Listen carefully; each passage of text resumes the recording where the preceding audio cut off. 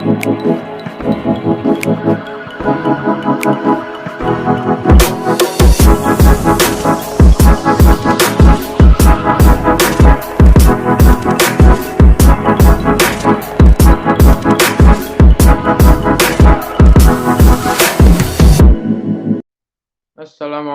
warahmatullahi wabarakatuh. Perkenalkan, nama saya Muhammad Abdurrahman Zuhdi dengan NIM D222020.02965. Saya di sini akan menjelaskan mengenai kelenjar endokrin pada tubuh manusia dan juga mekanisme kerja hormon pada paratiroid. Kelenjar endokrin pada tubuh manusia. Seperti yang tampak pada layar, di dalam tubuh manusia terdapat 7 kelenjar endokrin yang masing-masing berperan dalam menghasilkan hormon-hormon tertentu sesuai dengan kebutuhan tubuh.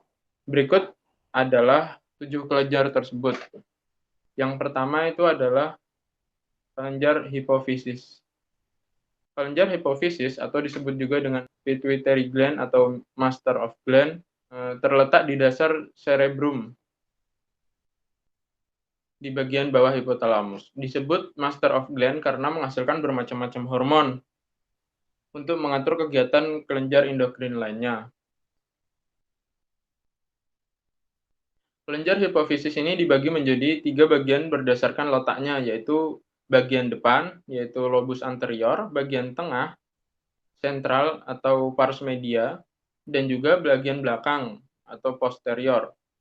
Kelenjar hipofisis juga bekerja sama dengan hipotalamus untuk mengendalikan organ-organ tubuh lainnya. Kelenjar hipofisis terdiri dari yang pertama adalah hipofisis lobus anterior yang menghasilkan beberapa macam hormon, diantaranya hormon somatotropin yang berfungsi untuk merangsang metabolisme protein dan lemak untuk merangsang pertumbuhan tulang dan otot. Yang kedua itu ada hormon tirotropin yang berfungsi untuk merangsang pertumbuhan dan perkembangan dari kelenjar gondok atau tiroid dan juga untuk merangsang sekresi tiroksin. Hormon ACTH atau adenokortikotropin yang berfungsi untuk mengontrol perkembangan dan pertumbuhan aktivitas kulit ginjal dan merangsang kelenjar adrenal untuk memproduksi hormon glukokortikoid atau hormon untuk metabolisme karbohidrat. Yang selanjutnya juga ada hormon laktogenik yang berfungsi untuk memelihara korpus luteum atau kelenjar endokrin sementara pada ovarium, sehingga dapat menghasilkan progesteron, hormon perkembang dan pertumbuhan primer pada wanita, dan air susu ibu. Yang selanjutnya adalah hormon gonadotropin yang berfungsi untuk merangsang pematangan folikel dalam ovarium pada siklus menstruasi, menghasilkan hormon estrogen, pertumbuhan dan perkembangan sekunder pada wanita, dan menghasilkan progesteron pada wanita. Sedangkan pada pria, hormon gonadotropin berfungsi untuk merangsang terjadinya spermatogenesis. Spermatogenesis atau siklus pembentukan sperma pada pria, serta merangsang sel-sel interstital testis untuk menghasilkan hormon androgen dan testosteron. Yang selanjutnya yaitu hipofisis pars media atau hipofisis bagian tengah. Kelenjar hipofisis bagian tengah atau pars media hanya memproduksi satu hormon yang disebut dengan melanocyte stimulating hormone atau MSH. Hormon ini bertanggung jawab terhadap pewarnaan pada kulit manusia. Semakin banyak melanosit yang diproduksi, maka semakin hitam kulit seseorang. Yang selanjutnya adalah kelenjar hipofisis bagian belakang, atau yang kita kenal dengan hipofisis atau hipofise posterior. Lobus posterior yang menghasilkan 2 macam hormon, yaitu yang pertama adalah hormon vasopresin atau hormon antidiuretik yang berfungsi untuk mempengaruhi proses reabsorpsi urin pada tubulus distal ginjal guna mencegah terlalu banyak urin yang keluar. Yang kedua adalah hormon oksitosin yang berfungsi untuk merangsang otot polos yang terdapat di uterus yaitu alat reproduksi dalam wanita. Selanjutnya yaitu kelenjar tiroid. Kelenjar tiroid yang ini, kelenjar tiroid dapat dilihat ya pada di sini. Terdapat pada di bagian bawah leher atau di bawah jakun. Kelenjar ini menghasilkan dua bentuk hormon. Dua bentuk hormon, yaitu ada tiroksin dan juga triodontironin. Nah, hormon tiroksin itu berfungsi untuk mengatur pertumbuhan dan perkembangan tubuh manusia, mengatur aktivitas saraf, dan juga mengatur metabolisme organik. Lalu yang kedua, fungsinya juga sama seperti hormon tiroksin, mengatur metabolisme dan lain sebagainya, yaitu hormon triodontironin. Yang selanjutnya yaitu adalah kelenjar paratiroid. Yang ini ada dua pasang, ada 4 buah. Kelenjar ini terletak di setiap sisi dari kelenjar tiroid dan berjumlah 4 buah yang tersusun secara berpasangan. Terletak di bawah kelenjar tiroid. Yang ini berarti ada di sampingnya. Kelenjar paratiroid, menghasilkan hormon parahormon yang berfungsi untuk menjaga keseimbangan kalsium dalam darah dan juga mengatur metabolisme fosfor. Yang selanjutnya ada timus yang terletak pada area dada, dan juga yang selanjutnya yaitu ada kelenjar anak ginjal atau adrenal. Di sini, adrenal. Di sini. Nah, kelenjar ini terletak di atas ginjal. Ini ada ginjal kanan dan kiri. Terletak di atas ginjal.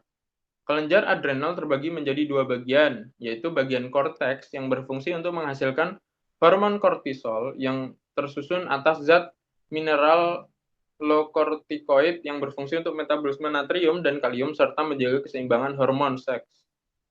Dan juga yang kedua, hormon glukokortikoid yang mengatur keseimbangan karbohidrat dan metabolisme karbohidrat. Yang kedua adalah bagian medula yang berfungsi menghasilkan hormon adrenalin yang membentuk suatu rangkaian atau berhubungan dengan peningkatan fisiologis manusia.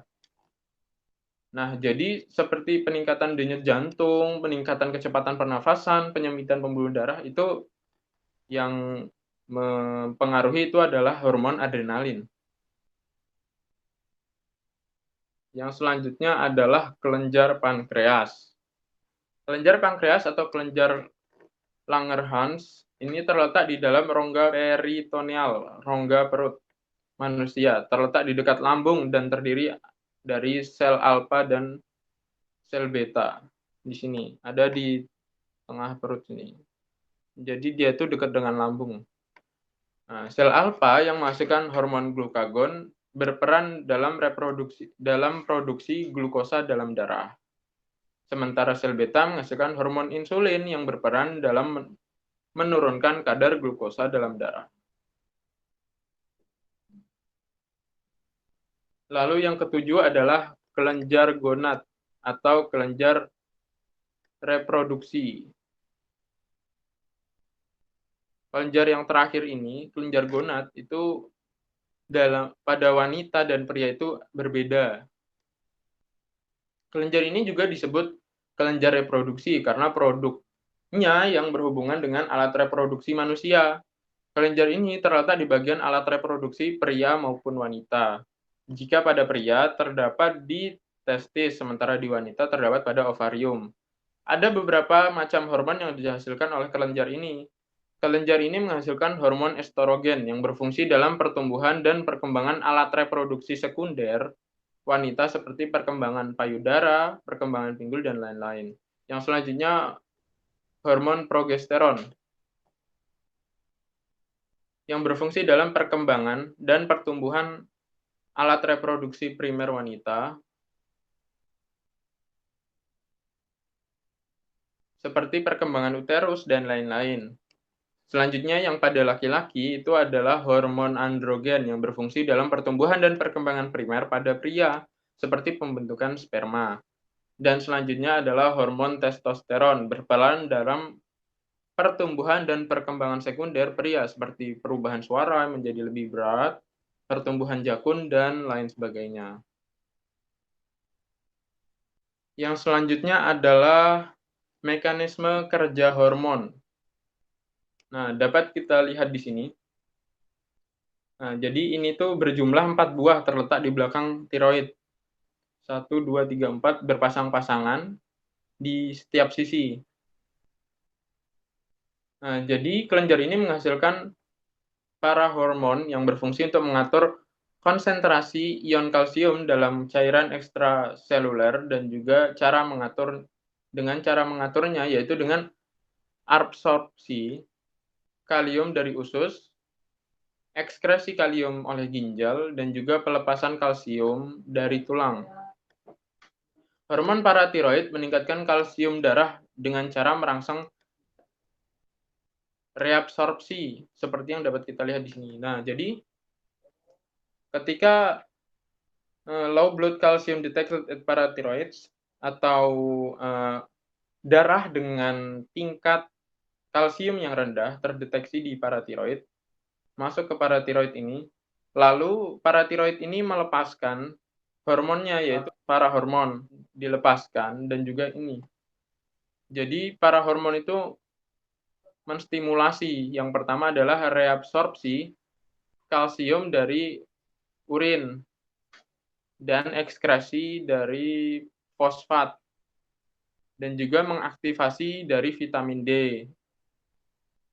Selain dari sini juga parathormon atau hormon PTH menstimulasi osteoclast activity. Jadi tulangnya itu di-resorb terus dan melepaskan kalsium yang ada di dalam tulang.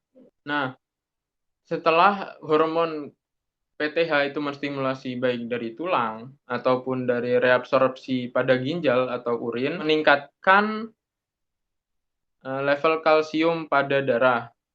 Hormon paratiroid meningkatkan kalsium darah dengan cara merangsang reabsorpsi ini tadi, kalsium pada ginjal, dan juga dengan cara penginduksian sel-sel tulang osteoklas untuk merombak matriks bermineral pada osteoklas, untuk merombak matriks bermineral pada tulang sejati, dan melepaskan kalsium ke dalam darah. Nah, setelah meningkatkan level kalsium pada darah, itu membuat kalsium pada darah menjadi normal kembali. Nah, secara garis besar seperti itulah mekanisme kerja hormon pada paratiroid. Seperti fungsinya yaitu mengatur metabolisme fosfor dan kadar kalsium pada darah. Kurang lebihnya mohon maaf. Wassalamualaikum warahmatullahi wabarakatuh.